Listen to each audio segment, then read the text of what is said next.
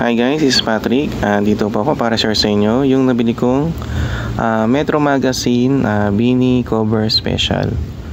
So, ayun. So, nakwento ko dun sa sa last video na nakisuyo lang ako sa friend ko na bumili ng ng Metro Magazine kasi andun na siya.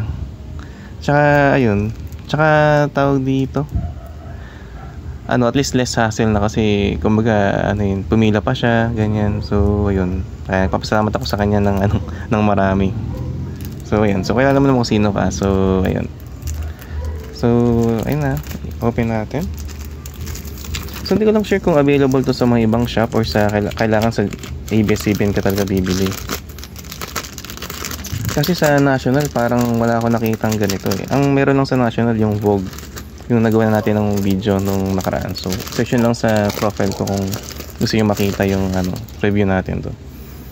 So ayan, so sabay lang silang na-release ng Vogue. So November lang din siya na-release. So di ba ang ganda ng kuha nila, oh. Social na social yung picture nila dito. So ayan, next, open natin.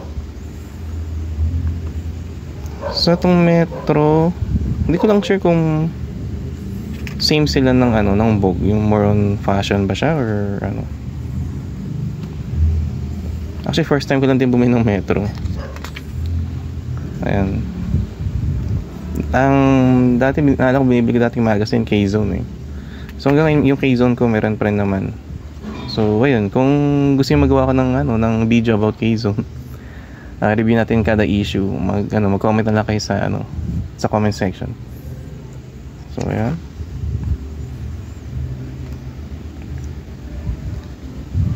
Hindi ko lang pala sure kung kung gumawa silang special edition nito kasi minsan sa isang month, kuwari November or kuwari may special sila, iba-iba yung cover. May nakita kasi ang cover sa Facebook, iba yung itsura ng cover eh. Tapos meron din silang cover na basta yung sa Facebook parang yung mas close up yung picture na, tapos si Gwen yung nakaupo sa may bandang harap. Tapos meron naman yung picture nila kada isa. Hindi ko alam kung din yung picture sa loob or yung may separate silang ginawang cover. Pero sabi ng friend ko, ito lang daw yung available dun eh. So, hindi ko lang alam. So, ayan. Poise for stardom, polish for success. So, ayan. Isang page na close-up nila.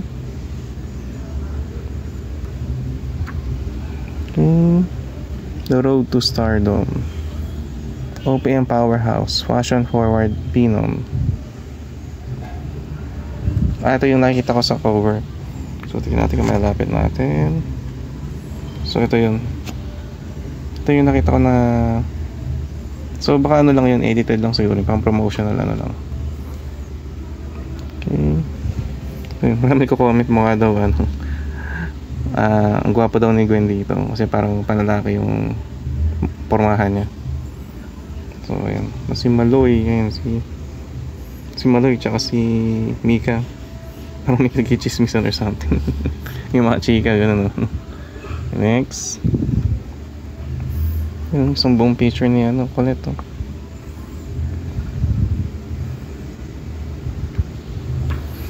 So Joanna, so baka may kanya-kanya silang page. Stacy, wow. Oo nga, kanya-kanyang space. Sheena, si Aya, si Gwen, si Mika. Ang ganda na makuha nila dito. Yan si Maloy.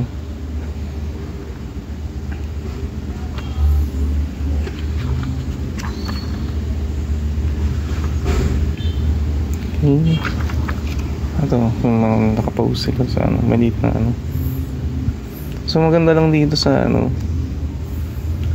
ayun, so kung lumaki ng 90s or ginugupit yung ganito tapos ginagawang poster. So maganda siya na may ganyan silang cut. Ayun nga lang, back to back yung Pimika tsaka Maloy. So may matatakpan. Pwede baliktaran, kuwari this week si Mika, next week si Maloy naman. So ayun, next, cherry on top. So ang dami nilang content dito. Working with Beanie from the beginning, her take on styling Beanie. Baka ano to, wait lang. Okay. Pang about sa ano lang, mga nakakasama nila sa work. Shaping Beanie's future fashion, local roots.